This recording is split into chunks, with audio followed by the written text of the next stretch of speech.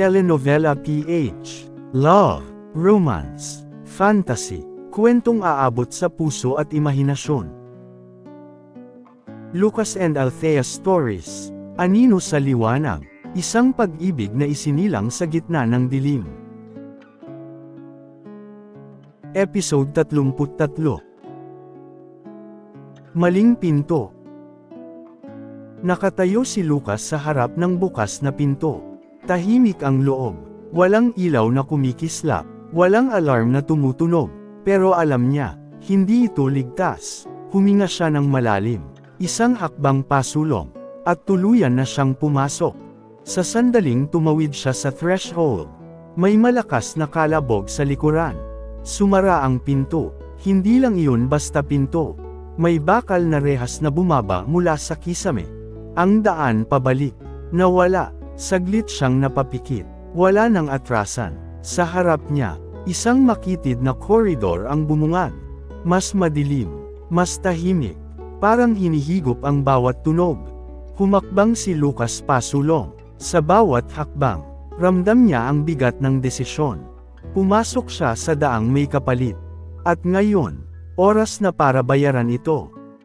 Naupo si Althea sa gilid ng malamig na sahig. Tahimik ang paligid.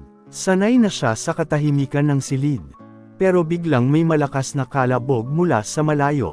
Parang pintong sumara. Napatingin siya sa direksyong pinanggalingan ng tunog. Humigpit ang hawak niya sa sarili. May gumagalaw sa labas. May nangyayari. Idinikit niya ang tainga sa pader. May mahinang ugong. Parang dumaan ang hangin sa isang makitid na daan. Hindi niya alam kung bakit. Pero may biglang pumasok sa isip niya. Si Lucas. Hindi siya sigurado kung bakit iyon ang unang pangalan na pumasok sa isip niya. Pero sa gitna ng dilim at takot, iyon ang nagbibigay sa kanya ng kaunting lakas. Huminga siya ng malalim. Kung nasaan ka man, bulong niya sa sarili. Mag-ingat ka. Sa control room, tumunog ang mahinang alert. Isang icon sa monitor ang nagkulay pula. Senyales na sumara ang pinto sa likod ni Lucas. Hindi umimik si Severo. Tumingin lang siya sa screen. Mabagal na umangat ang gilid ng labi niya. Isang ngiting walang saya. Isang ngiting alam ang mangyayari. Isinara na ang daan pabalik, wika niya sa tahimik na tinig. Ngayon, makikita natin kung gaano kalayo ang kaya niyang lakaran. May tauhang nagtanong kung umatras siya. Hindi tumingin si Severo. Wala na siyang uurungan. Ibinaba niya ang kamay sa mesa. Sa isang pindot, may mga ilaw sa ibang sektor na nagbago ng kulay. Ay lapit niyo siya sa mas makitid na daan, utos niya. At ihanda ang susunod na kapalit. Sa screen, patuloy ang pag-usad ni Lucas. Papasok sa mas madilim na bahagi ng pasilidad. Pagpasok ni Lucas sa makitid na koridor, may mabigat na tunog na umalangaw sa ilalim ng paa niya. Clack! Biglang naglock ang sahig sa likuran niya. Ang mga metal plate ay umangat. Parang mga ngipin na nagsasara sa daan pabalik. Sa harap niya, ang pader ay dahan-daang sumasara. Unti-unting sinisikip ang daanan. Napaatras siya, pero sarado na ang likod. Wala siyang choice kundi sumulong. Tumakbo siya pasulong habang dahan-daang sumisikip ang pasilyo. Ang balikat niya ay kumiskil sa pader. Ang hininga niya ay bumibilis. Sa dulo, may maliit na bukas na espasyo. Isang arko na pwedeng pagdaanan. Tumalon siya sa huling sandali. Sumara ang pader sa likuran niya. Nakatigil siya sa kabilang dulo, hingal na hingal. Masakit ang balikat. May gasgas ang braso. Tahimik ulit ang paligid. Pero alam niya, hindi ito ang huling pader na sasara sa kanya. Pagkababa ni Lucas sa mas makitid na espasyo, akala niya ay ligtas na siya. Tahimik ang paligid. Makinis ang sahig. Isang hakbang papasulong. Lamambot ang sahig sa ilalim ng paa niya. Biglang bumigay ang metal plate. Parang may humihigop pababa. Napaatras siya. Pero huli na. Bumukas ang sahig sa isang makitid na hiwa. Isang butas na diretso sa dilim sa ilalim.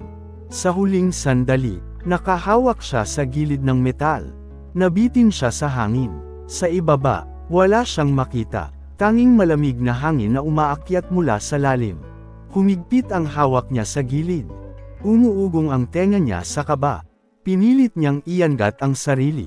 1 pulgada sa 1 pulgada. Hanggang sa muling makapak sa ligtas na bahagi. Bumagsak siya sa sahig, hingal na hingal. Kung nadulas pa siya ng kaunti, hindi na siya makakabalik. Tahimik ulit ang pasilyo, pero alam niya, ang mga bitag sa lugar na ito, ay hindi para pigilan siya, kundi para tuluyang iliga siya sa lalim. Tahimik sa control room. Sa mga monitor, kitang-kita ni Severo ang ruta ni Lucas. Ang bawat kanto na tinatahak. Ang bawat bitag na muntik niyang masalpok. Kaliwa ang susunod niyang labas, wika ng isang tauhan. Umiling si Severo. Hindi, malamig niyang sagot. Ilipat ang ruta. Isang pindot sa pano. Nagbago ang mga ilaw sa isang junction. May pintong bahagyang bumukas sa kanan. 100 mukhang mas maikli. Iyan ang ipakita niyo sa kanya, utos ni Severo. Ilayo muna siya sa silid ng bihag. Bakit po hindi na lang natin tapusin? Tanong ng tauhan. Sandaling tumahimik si Severo. Dahil mas mahalaga sa akin ang makita kung hanggang saan siya handang pumunta, sagot niya. At mas masakit kapag halos naaabot ang liwanag. Saka mo siya ililihis. Sa monitor, kumislap ang ilaw sa bagong ruta. Parang gabay. Ngumiti si Severo. Ilayo ang anino, bulong niya. Hindi pa niya oras. Sa harap ni Lucas, may kumislap na ilaw sa kanan. 100 na mas maliwanag. Mas tuwid. Mas mukhang mabilis. Kung susundin niya ito, mas mapapaikli ang lakad niya. Huminto siya. Kanina, puro bitag ang dinaraanan niya. Ngayon, biglang may parang handog na ruta. Masyadong madali, naisip niya. Lumapit siya sa bungad ng daan. Tinapik ang pader. May mahinang ugong sa loob. Sa sahig, may bahagyang pagkakaiba ang tunog ng yabag. Parang may guwang sa ilalim. Hindi niya ito tinahak agad. Sa halip, sinipat niya ang paligid. Ang liwanag, ang hangin, ang tahimik na espasyo na parang hinihintay siyang magkamali. Huminga siya ng malalim. Kung susundin niya ang mas maikling daan, mas mapapalayo siya sa tamang ruta. Ramdam niya iyon sa kutob. Pinili niyang huwag sumunod. Tumalikod siya sa liwanag. At binalikan ang mas madilim na daan. Kahit mas mahaba, kahit mas delikado, mas tiwala siya sa dilim. Kaysa sa liwanag na biglang ibinigay. Tahimik ang silid. Biglang bumukas ang pinto. Mas malakas kaysa dati. Pumasok ang 2 bantay. Walang paliwanag. Walang tanong. Tumayo, maikling utos. Napatingin si Althea sa paligid. Parang may nararamdaman siyang mali. Habang inilalakad siya sa pasilyo, napansin niyang hindi ito ang daang dinaanan nila kanina. Mas masikip, mas malamig, mas malayo sa tunog na naririnig niya noon. May dinaanan silang pader na dati may mahinang ugong. Ngayon, wala na. Parang inuurong siya palayo sa kung anuman ang papalapit. Huminto sila sa harap ng isang mas makapal na pinto. Mas mabigat ang kandado. Mas maraming bantay sa labas. Pumasok siya sa bagong silid. Sumara ang pinto. Sa likod ng bakal, napaupo si Althea. Hindi alam kung bakit biglang bumigat ang dibdib niya. May isang bagay siyang sigurado. Mas lalo siyang inilayo. At ang taong inaasahan niyang malapit na, mas lalo ring inilayo sa kanya. Sa control room, nakatingin si Severo sa mga monitor. Sa isang screen, makikitang inililipat si Althea sa mas makapal na silid. Sa kabila, patuloy ang pag-usad ni Lucas sa mas madilim na ruta. Magkalapit ang kanilang mga landas. Pero hindi na magtatagpo. Isara ang dating ruta, utos ni Severo. Ilipat ang checkpoint. May kumilos sa pano. Nagbago ang mapa ng pasilidad. Kung saan siya papunta, dugtong ni Severo. Doon natin ilalagay ang susunod na harang. May tauhang nagtanong, kung sakaling maunahan niya ang adjustment. Sandaling tumigil si Severo. Hindi niya maaabutan, sagot niya. Hindi ngayon. Ipinatong niya ang kamay sa mesa.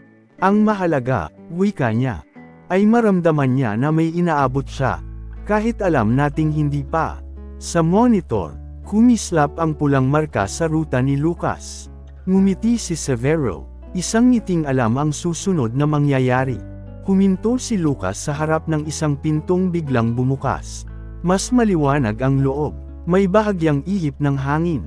Parang may buhay sa kabila. Sa sahig, may manipis na marka ng paa. Tila may dumaan. Dito na, naisip niya.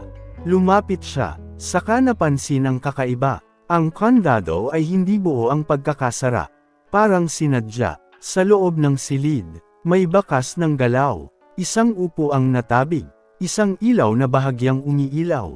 Parang may nauna na sa kanya. Isang hakbang papasulong. Biglang sumara ang pinto sa likuran niya. May umalangaw-ngaw na mababang tunog mula sa kisame.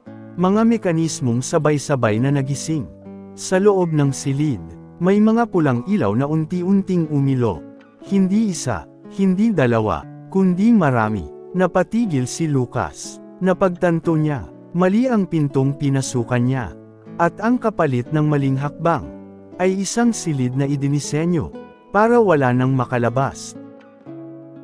Kung nagustuhan ninyo ang episode 33, huwag kalimutang mag-like, share and subscribe sa channel natin, at pindutin ang notification bell para sa susunod pang mga episode, sa Lucas and Althea Stories, Anino sa Liwanag.